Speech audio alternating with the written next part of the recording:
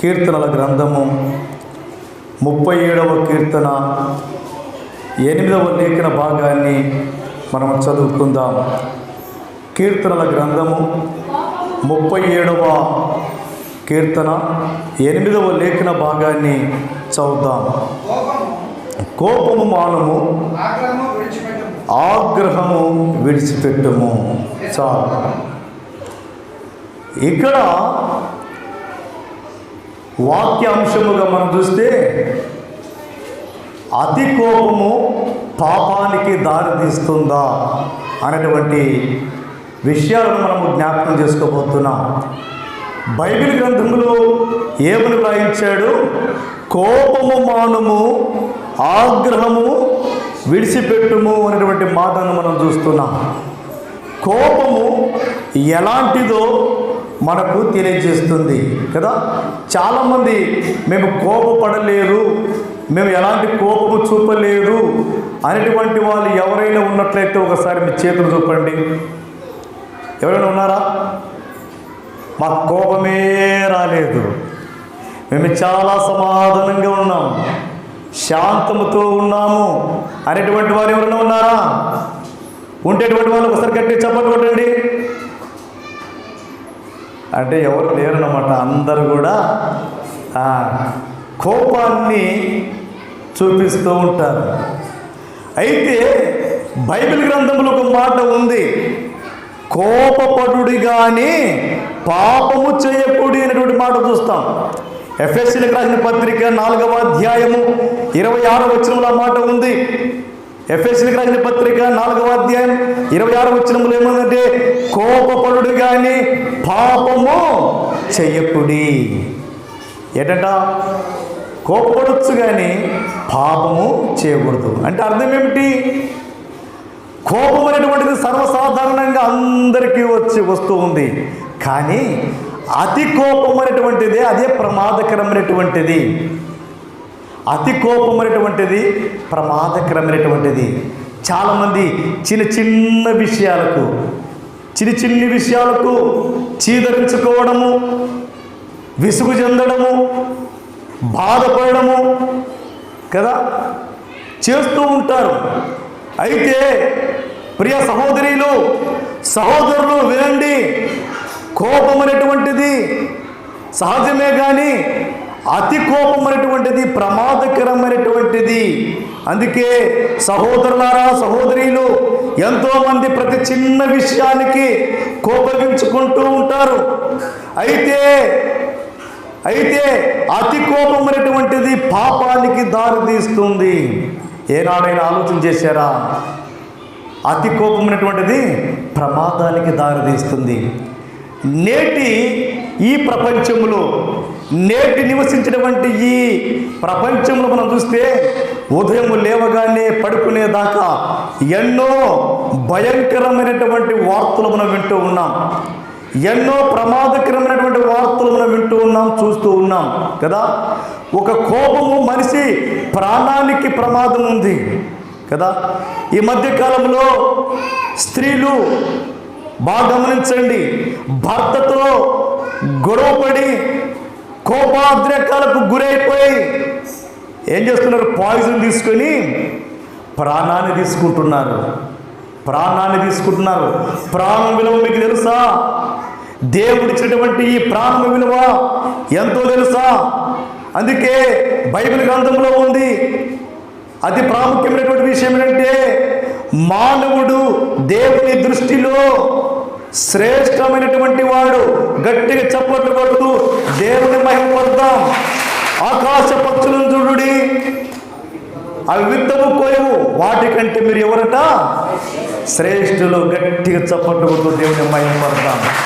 ఎందుకంటే ఆకాశ పక్షుల కన్నా, ఈ భూమి మీద ఉన్నటువంటి జలరాశుల కన్నా, జంతువుల కన్నా, అనేకమైనటువంటి ప్రాణుల కన్నా మానవుడు చాలా దేవుని దృష్టిలో శ్రేష్టమైనటువంటి వాడు.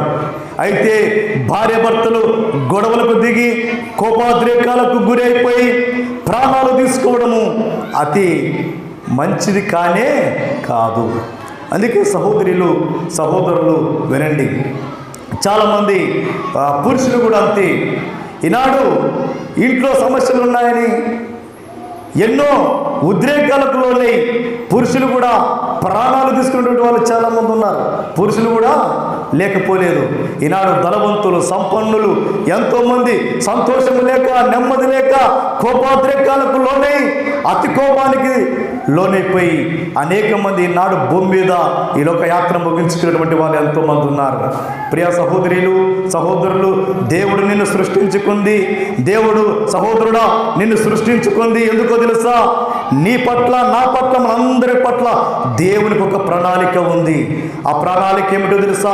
ఈ భూమి మీద మనం బ్రతికినప్పుడు అతి శ్రేష్ఠులుగా బ్రతుకుతూ, పరిశుద్ధులముగా బ్రతుకుతూ, దేవుని రాజ్యానికి, దేవునికి నీతికి వారసులముగా ఉండాలన్నదే దేవుని యొక్క సంకల్పం. గట్టిగా చప్పట్లు కొట్టు దేవుని మహిమపడతాం.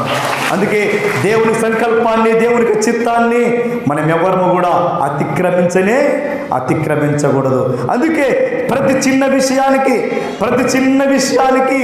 కోపగించుకోవడము ప్రమాదకరము కదా. చిన్న విషయాలు కూడా అతిగా కోపపడుతూ ఉంటాం. కోపపడుడని బైబిల్ గ్రంథంలో చెప్పబడింది, కానీ కోపం అనేటువంటిది సర్వసాధారణంగా ఉండాలి. అతి కోపమే అతి ప్రమాదకరమైనటువంటిది కదా. బీపీ అని మనం వింటూ ఉన్నాం. ఈనాడు డాక్టర్ దగ్గరికి వెళ్తే అబ్బో బీపీ 180 ఉంది, 170 ఉంది కదా, 190 ఉంది, 200 ఉందని చెప్తూ ఉంటారు. కారణం ఏమిటి? బీపీ అంటే ఏమిటి? బ్లడ్ ప్రెషర్ కదా. బ్లడ్ ప్రెషర్ అంటే మన రక్తము ఆవేశానికి గురైపోయి రక్తపోటుకు కారణమవుతుంది. రక్తపోటు, దాన్ని బీపీ ఏమంటారు? రక్తపోటు ఉంటారు. ఒక్కసారిగానా అదిగానే వచ్చిందంటే గుండె అక్కడికే ఆగిపోతుంది. అందుకే హార్ట్ అటాక్లు ఎలా వస్తాయా అంటే ఈనాడు ప్రశాంతమైనటువంటి వాతావరణాన్ని అలవాటు చేసుకోలేకపోవడం, ప్రశాంతమైనటువంటి వాతావరణంలో జీవించలేకపోవడం. అంటే అర్థం ఏమిటో తెలుసా? ప్రశాంతమైనటువంటి వాతావరణం ఏమిటో తెలుసా? దేవుని సన్నిధానమును అనుభవించక, దేవుని యొక్క సింహాసనం దగ్గరకు రాక, దేవుని యొక్క కృపాసనం దగ్గర నిలవక, మోకరించక అనేక మంది కోపాద్రేకాలకు గురైపోయి, ఈనాడు చెడు వ్యసనాలకు గురైపోయి, అనేక మంది లోకంలో పడిపోయి, అనేక మంది పాపిష్ట అలవాట్లకు గురైపోయి అనేక పాపాలకు నిలయముగా చేసుకుంటుంది. అందుకే కోపం ప్రమాదకరమైనటువంటిది. అందుకే ఒక తండ్రి ఒక దినమున ఎంతో తన ఇష్టమైనటువంటి రీతిలో అతడు ఒక కారును చూసుకుంటున్నాడట. తండ్రి, అతనికి భార్య, పిల్లలు ఉన్నారు, ఒక కుమారుడు ఉన్నాడు. అయితే ఆ తండ్రి ప్రతినిత్యము కూడా కుటుంబము కంటే అతను దేన్ని ఎక్కువ ప్రేమించేవాడట? తాను తెచ్చుకున్నటువంటి కారును ఎక్కువ ప్రేమించేవాడట.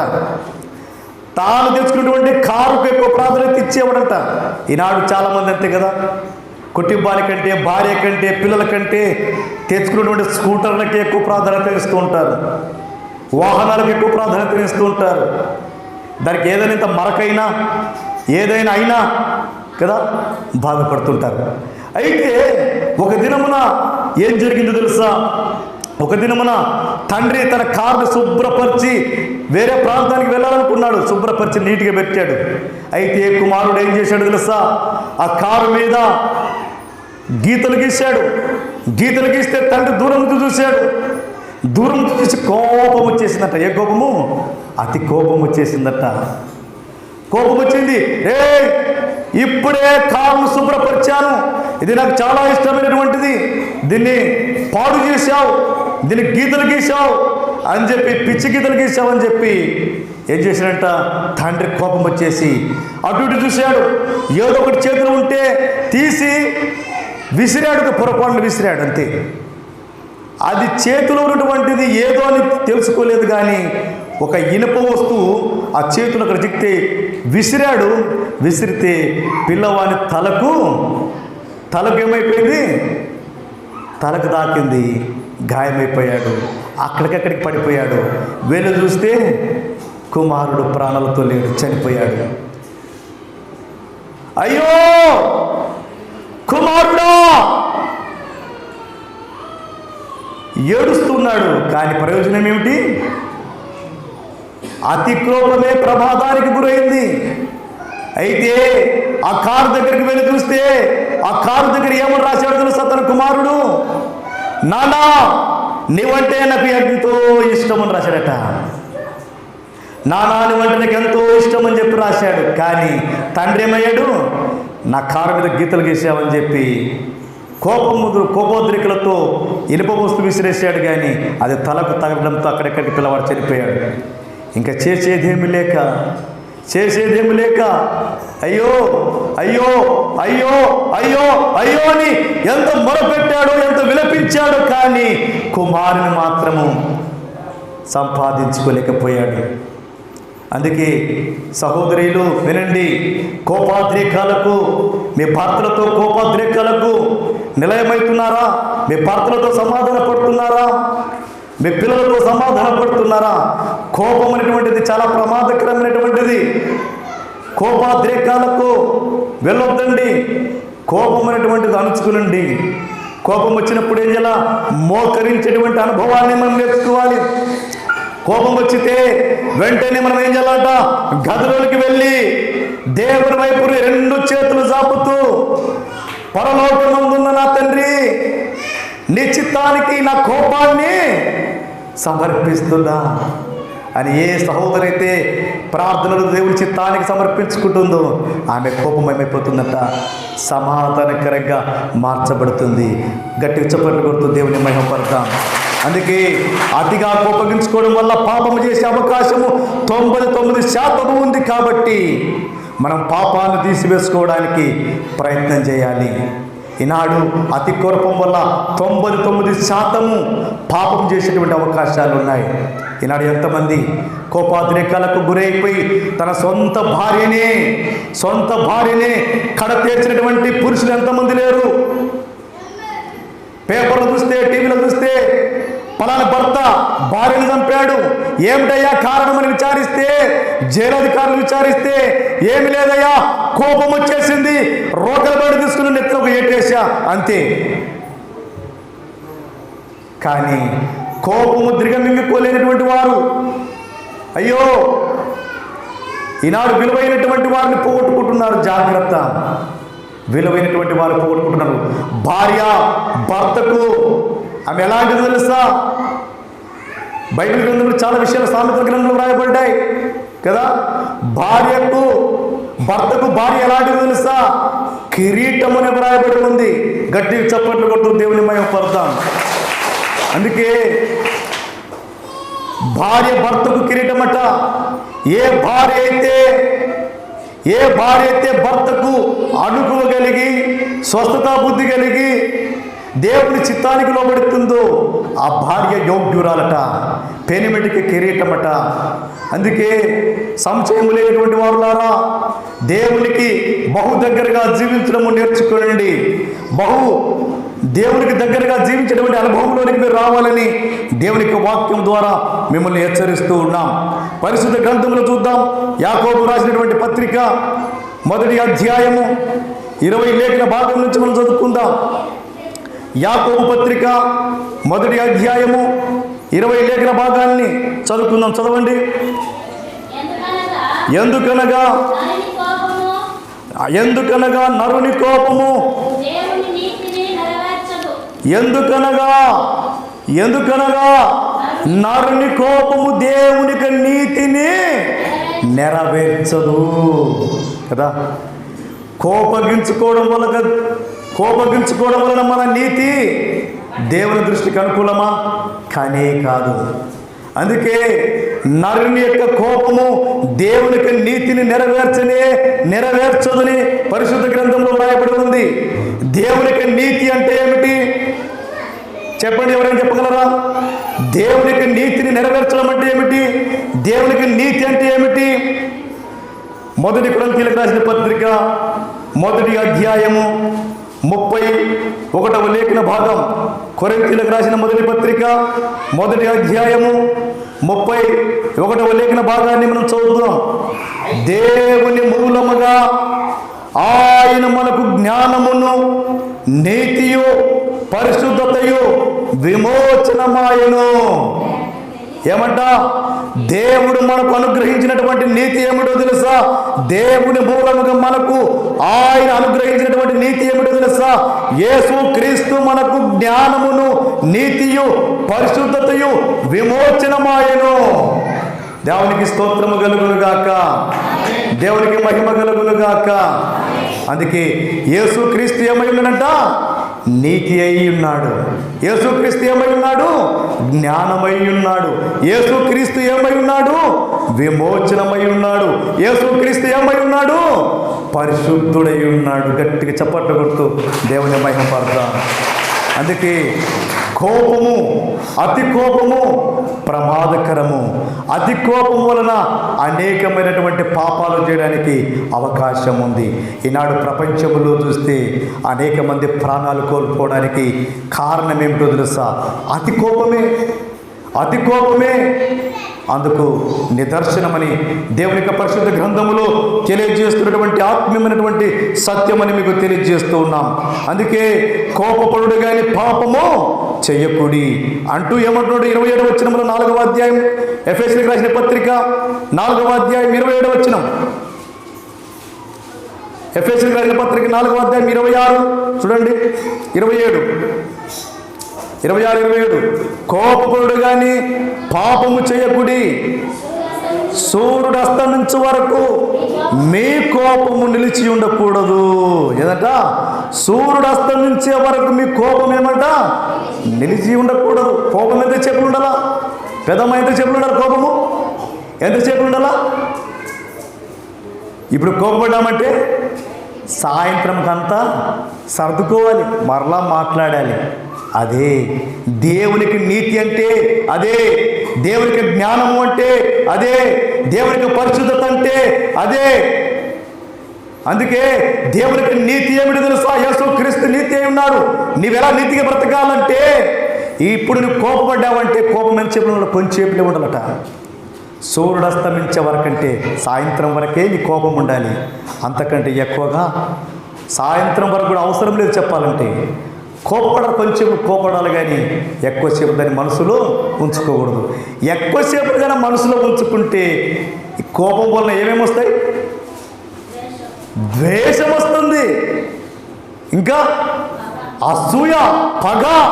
అబ్బో, కోపాన్ని ఎక్కువగా మన మనసులో పెట్టుకుంటే మనకు ఆ మనిషిని చూడగానే ఏమనిపిస్తుంది? ఏమనిపిస్తుంది అక్క? ఏమనిపిస్తుంది? గుద్దుదాం అనిపిస్తుందా? అంతే.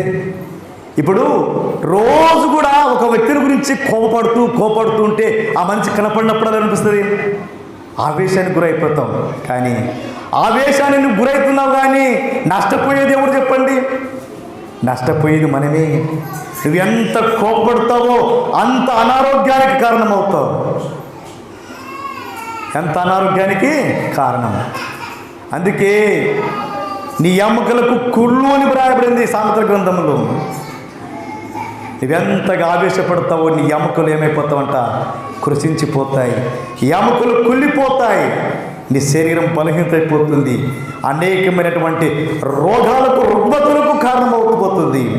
జాగ్రత్త, జాగ్రత్త. అందుకే కోపపడు కానీ పాపము చేయొద్దు. కోపములైన అనేక మంది కొట్టేస్తూ ఉంటారు, అది పాపమే కదా. అనేక రకాల దుర్భాషలు ఆడుతుంటారు, అది పాపమే. అందుకే ప్రియ సహోదరి సహోదరులారా, జాగ్రత్త. నరుని కోపము దేవునికి నీతిని నెరవేర్చదు. ఇంకేమంటాడు? నరుని కోపము దేవునికి నీతిని నెరవేర్చదు.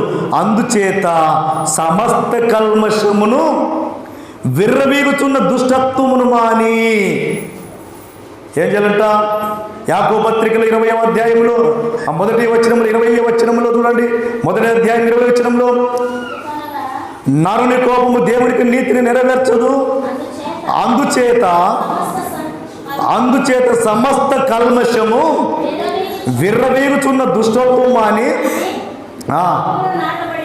లోపల నాటబడి. ఇక్కడ ఏమని రాబడిందంటే వినండి.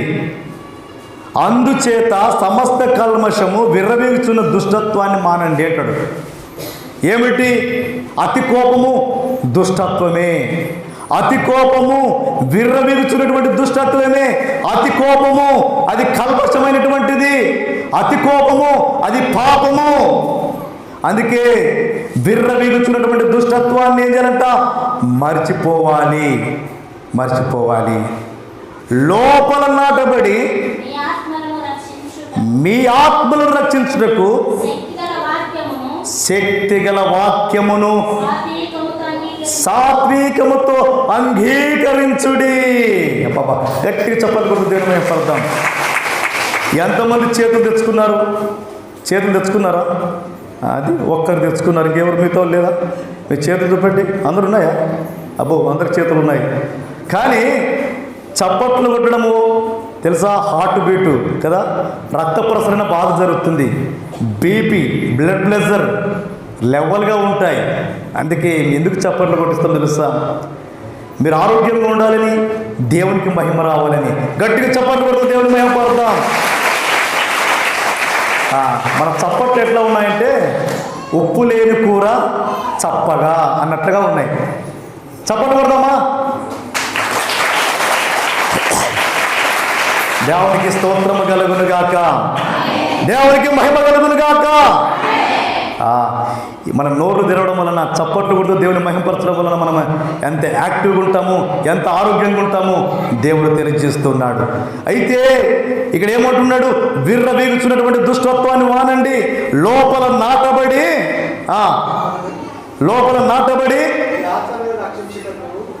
చదవండి. లోపల నాటబడి నీ ఆత్మలు రక్షించుటకు శక్తిగల వాక్యమును సాత్వికముతో అంగీకరించుటకు మీరు విను మాత్రమై ఉండి మిమ్మల్ని మాత్రం మీరు మోసపుచ్చుకోకుండా వాక్య ప్రకారం ప్రవర్తించువారై ఉండాలట. దేవునికి స్తోత్రము కలుగును గాక. అందుకే సాత్వికముతో దేవుని యొక్క వాక్యాన్ని ఎవరైతే అంగీకరిస్తారో వారు ధన్యులు. వాక్యాన్ని విని విడిచిపెట్టి ఏదో విన్నాములే, చర్చికి వెళ్ళినాములే అన్నట్లు కాకుండా వాక్యాన్ని సాత్వికముతో మనం ఏం చేయాలట? అంగీకరించాలి. దేవునికి స్తోత్రము కలుగును గాక, దేవునికి మహిమ కలుగును గాక. ఏం చేయాలమ్మా? వాక్యాన్ని ఏం చేయాలా? వినాలి. మరి వాక్యాన్ని సాత్వికముతో మనం ఏం చేయాలంట? అంగీకరించే వారంగా ఉండాలి. ఒక్కొక్కసారి వాక్యము వింటూ ఉంటే సాతానుడు ఏం చేస్తాడు తెలుసా? సాతానుడు తెలుసా? వినట్లు మన మనసును, మన ఆత్మను ఎటువైపో తీసుకుని వెళ్తాడు. కానీ వాక్యం అనేటువంటిది మన ఆత్మీయ జీవితానికి క్షేమాన్ని ఇస్తుంది. అందుకే చాలామంది ఈ చెవులు విని ఈ చెవులు విడిచిపెట్టేవారుగా ఉంటున్నారు. అనేక మంది అలా ఉంటున్నారు. కాబట్టి అలా ఉండొద్దని దేవునికి వాక్యము సెలవిస్తుంది. చూడండి, పరిశుద్ధ గ్రంథంలో నుంచి ఒక మాట జ్ఞాపకం చేసుకుందాం. అదే అధ్యాయంలో 19వ వచనం చదవండి. 19వ వచనం. నా ప్రియ సహోదరులారా, ప్రతి మనుషుడు వినుటకు వేగిరపడివాడును, మాటలాడుటకు నిదానించువాడునై, కోపించుటకు నిదానించువాడునై ఉండవలెను. దేవునికి స్తోత్రము కలుగును గాక. నా ప్రియ సహోదరులారా, మీరు సంగతి ఎరుగుదురు. ఏమిటా సంగతి అంటే ప్రతి మనుషుడు కూడా దేవుని యొక్క వాక్యము వినడానికి వేగిరపడేవాడుగా ఉండాలట. దేవుని మాటలను మనం ఏం చేయాలట? వినడానికి వేగిరపడాలి. మాట్లాడుటకు ఏం చేయాలంట? నిదానించాలి. కొంతమంది మాట్లాడితే కదా, అది ఏమి సత్యమో ఏది అసత్యమో తెలుసుకోకుండా తొందరగా మాట్లాడుతుంటారు. అప్పటికే తప్పు జరిగిపోతుంది. అప్పటికే కోపగించుకొని ఆ వ్యక్తి మీద మాట్లాడే మాటలన్నీ కూడా మాట్లాడిస్తూ ఉంటారు. అందుకే వినువారు మనం ఏం చేయాలంట? జాగ్రత్తగా వినాలంట. ఏదైనా కానీ దేవుని ఒక వాక్యాన్ని వినువారుగా ఉండాలి. మాట్లాడుటకు ఏం చేయాలంట? ఏం చేయాలన్నా? పురుషులారా చెప్పండి అన్నా, సంఘ పెద్దలు ఏం చేయాలంట? అందుకే వినమని చెప్తున్నా. మాట్లాడుటకు ఏం చేయాలంట? నిదానించాలట. ఏదైనా ఎవరైనా మాట్లాడుతున్నప్పుడు మనం ఏం చేయాలి? ఆలోచన చేయాలి. ఎందుకు మాట్లాడుతున్నాం ఈ మాట? ఎటు పడితే అటు మాట్లాడడానికి వీలు లేదు. అందుకే వినుటకు వేగిరపడాల.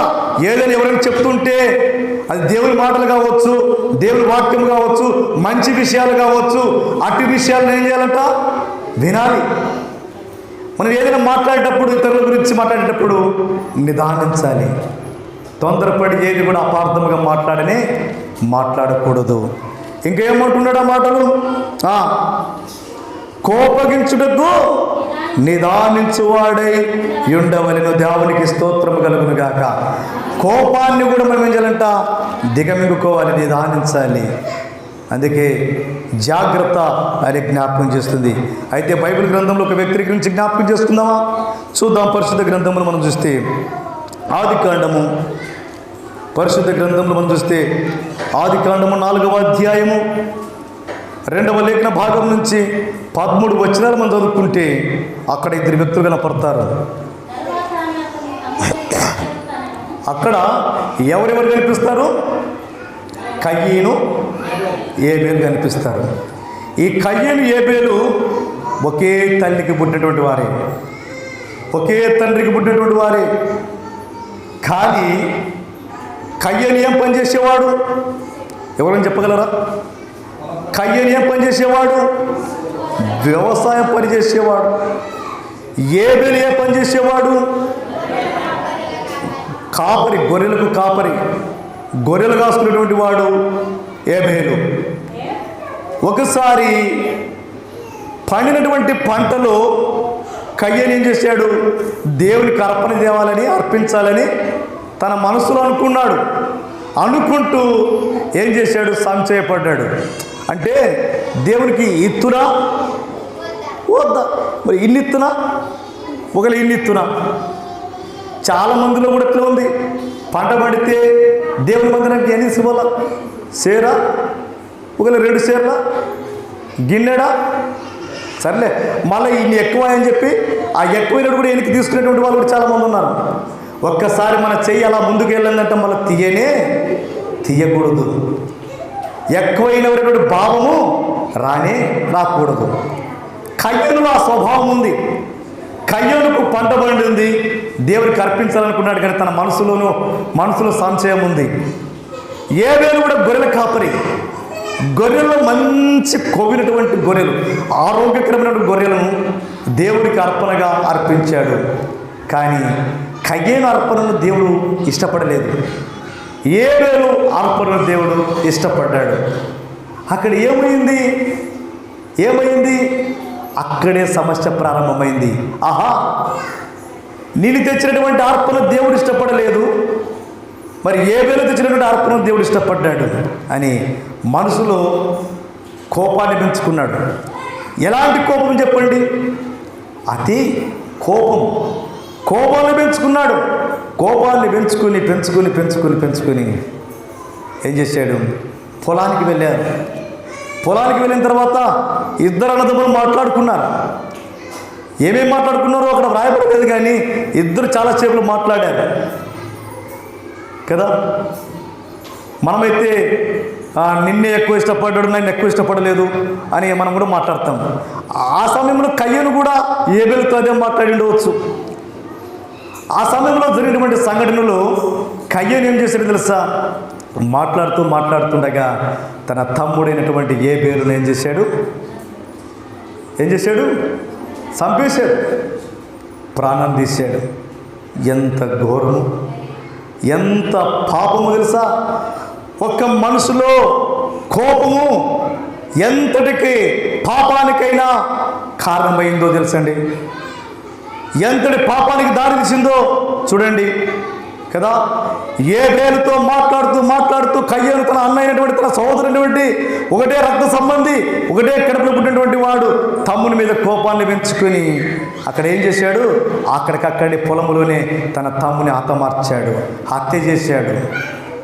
అప్పుడు దేవుడు చూశాడు, కయ్యను, నీ తమ్ముడైనటువంటి ఏబేలు ఎక్కడా? కయ్యను, నీ తమ్ముడైనటువంటి ఏబేలు ఎక్కడ ఉన్నాడంటే, కయ్యను చెప్తున్నటువంటి మాట ఏమిటంటే, కయ్యను అంటున్నాడు, నా తమ్మునికి నేను కాపలి వాడనా, నేను కాపలి వాడనా కదా. ఎంత కోపం ఉందో చూడండి. దేవుడు అడుగుతుంటే కూడా సమాధానం చెప్పడం లేదు. అప్పుడు ప్రభు అంటాడు, కయ్యను, నీవు చేసినటువంటి ఈ పని ఏమిటి? నీ తమ్ముని రక్తము, నీ తమ్ముని రక్తము గట్టి చదువు.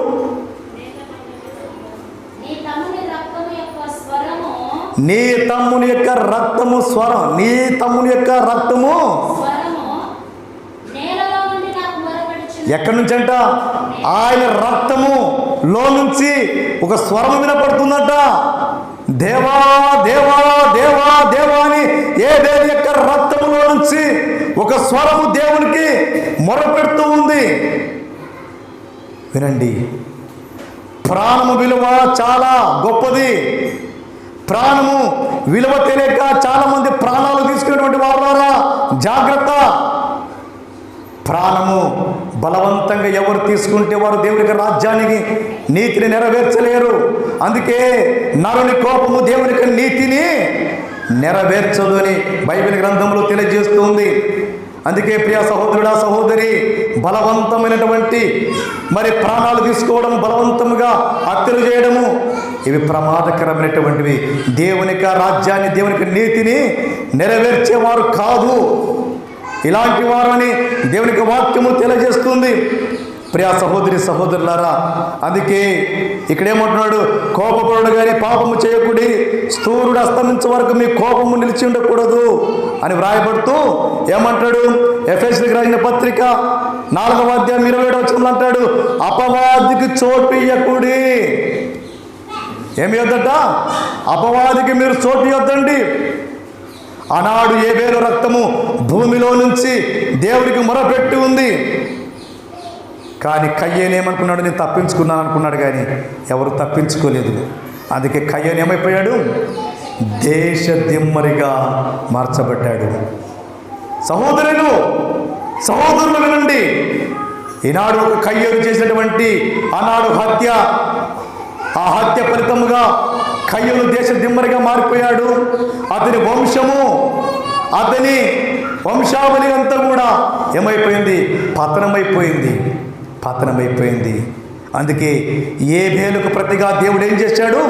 మరొక కుమారుని దేవుడు ఇచ్చాడు. ఎవరు అతని పేరు? షేతు. అతడి వంశంలో నుంచి వచ్చినటువంటి వారి దేవుని కుమారులు అనబడిరి. గట్టిగా చప్పట్లు కొడుతూ దేవుని మహిమపడతాను. అందుకే ఆనాడు కయ్యేను కోపము తన తమ్ముడైనటువంటి ఏబేలు మరణానికి కారణమైంది. అందుకే మన కోపము ఎవరికి ప్రమాదకరంగా మార్చబడకూడదు, ఎవరికి హానికరంగా మార్చబడకూడదు. అందుకే ప్రతి ప్రాణము చాలా విలువైనటువంటిది. అందుకే కోపపడే వారులారా, అతిగా కోపపడవద్దండి. అందుకే కోపం ఎంతసేపు ఉండాలా? సూర్యుడు అస్తమించే వరకు మాత్రమే మీ కోపం నిలిచి ఉండాలి, కానీ అటు తర్వాత మీ కోపం ఉండకూడదు. చాలామంది భార్య భర్తలు కొట్లాడుకుంటారు, గొడవలు పడతారు. కొంతమంది ఏమో భార్య ఏమో ఎడమ ఉంటే భర్త ఏమో మరో వైపు ఉంటుంది. ఇక మాట్లాడుకోవడమే వారి మధ్య ఉండదు. కానీ ఆ రీతిగా దేవుడికి నీతిని నెరవేర్చలేరు. ఒకవేళ కోపం అనేటువంటిది సహజంగా మానవునికి వస్తుంది, కానీ ఎంతసేపు అంటే కొంతసేపేని దేవునికి పరిశుద్ధ గ్రంథములు తెలియజేస్తున్నటువంటి ఆత్మీయమైనటువంటి మాట. అందుకే కోపము మానము, ఆగ్రహము విడిచిపెట్టుము. నీ కోపాన్ని మాను, ఆగ్రహాన్ని విడిచిపెట్టుమని దేవునికి పరిశుద్ధ గ్రంథములు వ్రాయబడినటువంటి ఆత్మీయమైనటువంటి సత్యాన్ని మీకు తెలియజేస్తున్నాం. ఇంకొక వ్యక్తి గురించి మీకు బైబిల్ గ్రంథంలో తెలియజేస్తాం. చూడండి, పరిశుద్ధ గ్రంథములో ఆదికాండము, పరిశుద్ధ గ్రంథంలో మనం చూస్తే ఆదికాండము 30వ అధ్యాయము 1వ వచనం నుంచి 3 వచనాలు మనం చదువుకుందాం. ఆదికాండము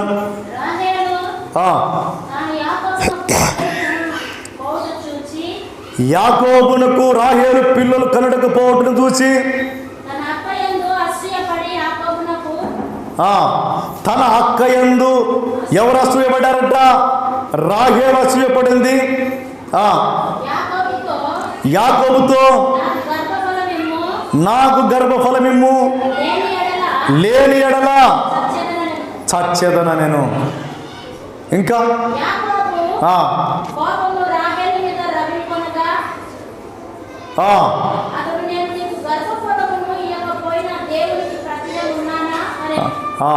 ఇక్కడ ఏం జరిగిందంటే రాహేలుకు సంతానము లేదు.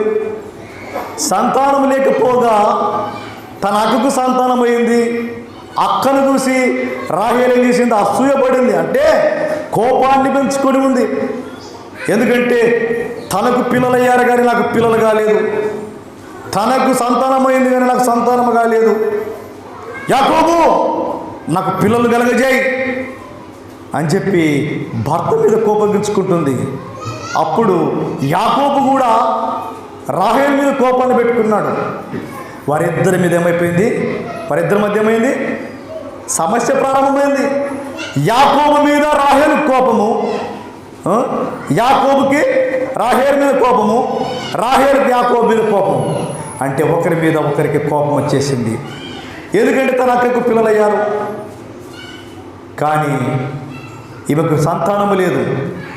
ఆ సమయంలో వారిద్దరి మధ్య వచ్చినటువంటి తగాదకి ఎక్కడికి కారణమైంది, ఎక్కడికి దారి తీసిందో తెలుసా? నాకు పిల్లలు కాకపోతే నాకు ఒక దాశ ఉంది. ఏముంది? నాకు ఒక దాశ ఉంది. ఆ దాసిని నువ్వు తీసుకో, ఆమెకు పిల్లలు కలగజేయి, ఆమె పుట్టినా నాకు పుట్టినట్టని కదా. ఎంతటి పాపానికైనా ఈ కోపము దారి తీస్తుందో ఒకసారి చూడండి. అందుకే స్త్రీలారా, మీ కోపం ఎలాంటిదో, మీ కోపం ఎలాంటిదో అది న్యాయపరమైనటువంటిదై ఉండాలి. కొన్ని సందర్భాలలో పిల్లలు ఇంట్లో మారాం చేస్తుంటారు, గొడవ పెడుతూ ఉంటారు. పిల్లల మీద సహజంగా కోపపడుతూ ఉంటాం. ఎందుకంటే వారి భవిష్యత్తు కొరకు, వారు మంచి ప్రయోజకులు కావాలని, వారు మంచి ప్రణాళికలో ఉండాలని పిల్లల మీద తల్లిదండ్రులు కోపపడడం తప్పు కాదు కదా. వారిని ఒక సరైనటువంటి మార్గంలో పెట్టడానికి కోపపడరు. కానీ అతి కోపం అనేటువంటిది ప్రమాదకరమైనటువంటిది. ఆనాడు రాహేలు తీసుకున్నటువంటి నిర్ణయము సరైనటువంటి నిర్ణయం కాదు కదా. తానుకు పిల్లలు కాకపోతే తన దాసికి ఇచ్చేసింది. తన దాసి ద్వారా సంతానాన్ని పొందుకోవాలని ఆశించింది. అందుకే ఈ కోపం ఎంతటి పాపానికైనా దారితీస్తుంది. జాగ్రత్త అని మీకు తెలియజేస్తూ ఉంది లేఖన భాగం. చూడండి, పరిశుద్ధ గ్రంథములు మనం చూస్తే కొలసీలకు రాసిన పత్రిక, కొలసీ పత్రిక 3వ అధ్యాయము 8వ లేఖన భాగం. కొలసీ పత్రిక 3వ అధ్యాయము 8వ లేఖన భాగం. ఇప్పుడైతే మీరు కోపము, ఆగ్రహము, దుష్టత్వము, దూషణ, మీ నోట బూతులు అను వీటన్నిటినీ విసర్జించుడి. గట్టిగా చప్పట్లు కొట్టు దేవుని మహిమపడదాం. ఇవన్నీ చెప్పిన తర్వాత ఇక్కడ పౌలు గారు కొలసీ సంఘానికి ఒక పత్రిక రాస్తున్నాడు. ఏమంటున్నాడు? ఇప్పుడైతే మీరు ఏం చేయాలంట?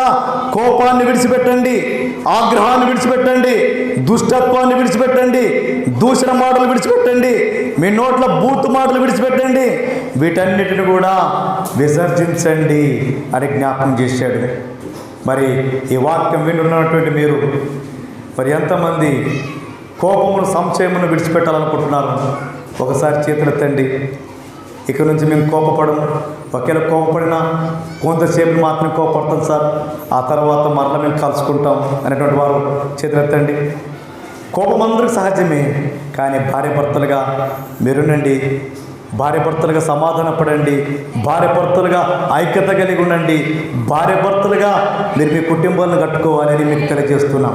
ఎందుకంటే కొట్లాడుకోవడం వలన సమస్య పరిష్కారం కాదు, కానీ సమాధానం ద్వారానే దాన్ని పరిష్కరించుకోవచ్చు. అందుకే సహోదరులు వినండి. కాబట్టి దేవునికి వాక్యం సెలవిస్తుంది. చివరిగా ఒక వచనాన్ని చెప్పి మీకు ముగించేస్తాం. తిమోతికి రాసినటువంటి మొదటి పత్రిక 2వ అధ్యాయం 8వ వచనాన్ని చదువుతున్నా. పురుషులు బాగా జాగ్రత్తగా వినండి. కావున ప్రతి స్థలమందును పురుషులు కోపమును సంశయము లేని వారై పవిత్రమైన చేతులెత్తి ప్రార్థన చేయవలని కోరుచున్నాను. ఏం చేయాలట? పురుషులారా వింటున్నారా? ఒకవేళ మీ ఇంట్లో మీ భార్య మీద లేదా మీ పిల్లల మీద కోపం వస్తే మీరు ఏ పని చేయాలంటున్నా? పవిత్రమైనటువంటి చేతులెత్తి పరలోకమందు ఉన్నటువంటి తండ్రికి స్తుతియాగముగా ప్రార్థన చేయాలట. గట్టిగా చప్పట్లు కొడదామా? దేవుని వెనకాడతాం. అందుకే ప్రతి స్థలమందు మీరేం చేయాలంట? కోపమును ఆగ్రహాన్ని విడిచిపెట్టి, మీరు సంశయాన్ని విడిచిపెట్టి పవిత్రమైనటువంటి చేతులెత్తి ప్రార్థన చేయాలి పురుషులు. మరి స్త్రీలకు ఒక మాట చెప్తున్నా, అదే లేఖన భాగంలో, అదే అధ్యాయంలో ఏమని ఉందో తెలుసా? స్త్రీలారా అనుకువయు స్వస్థత బుద్ధి గల వారే ఉండండి. స్త్రీలు ఎలా ఉండదు తెలుసా? కోపం వద్దు, అనుకో ఉండాలి. అనుకో అంటే భర్తకు లోబడి ఉండాలి, దేవునికి లోబడి ఉండాలి. భార్య భర్తలు ఇద్దరు కూడా దేవునికి లోబడి ఉండాలి. స్త్రీలారా వినండి, అనుకువయు స్వస్థ బుద్ధి. ఏ బుద్ధి అంట? స్వస్థ బుద్ధి అంటే స్వస్థ బుద్ధి అంటే స్వస్థ బుద్ధి అంటే ఏమిటి? స్వస్థ బుద్ధి అంటే మంచి బుద్ధి, స్వస్థత. అందులో ఎలాంటి కల్మషము లేనటువంటిది, ఎలాంటి అనారోగ్యము లేనటువంటిది. అదే స్వస్థత అంటాం కదా. స్వస్థ బుద్ధి అంటే మంచి బుద్ధి అని అర్థం. అందుకే స్త్రీలు అనుకోగలిగి ఉండండి. అనుకో ఉంటే కోపం వస్తుందా? పురుషులకు మీరే కోపం లేపేవారుగా ఉంటాయి కదా. అనుకో అనేటువంటిది స్త్రీలకు చాలా ప్రాముఖ్యమైనటువంటిది. సంఘములో కావచ్చు, కుటుంబంలో కావచ్చు, సమాజంలో కావచ్చు, అనుకో అనేటువంటిది నేర్చుకోవాలి స్త్రీలు. అనుకో ఉండాలి, స్వస్థత బుద్ధి ఉండాలి. వీరిద్దరు కూడా స్త్రీ పురుషులు దేవుని ఎదుట రెండు చేతులెత్తి ప్రార్థన చేయాలి. ఎందుకు తెలుసా? మన ప్రభువు రక్షకుడు యేసు ప్రభువు వారి లోకానికి వచ్చి మనందరి పాపముల కొరకు, మనందరి శాపముల కొరకు తాను తానే శిలువ మరణానికి అప్పగించుకొని నీ కొరకు నా కొరకు శాపముగా పాపముగా మార్చబడి నీ కొరకు నా కొరకు శిలువ మరణానికి అప్పగించుకున్నాడు. అందుకే కోపమును సంశయము లేని వారై ప్రతి స్థలమందు చేతులెత్తి, పవిత్రమైన చేతులెత్తి దేవునికి ప్రార్థన చేద్దాం.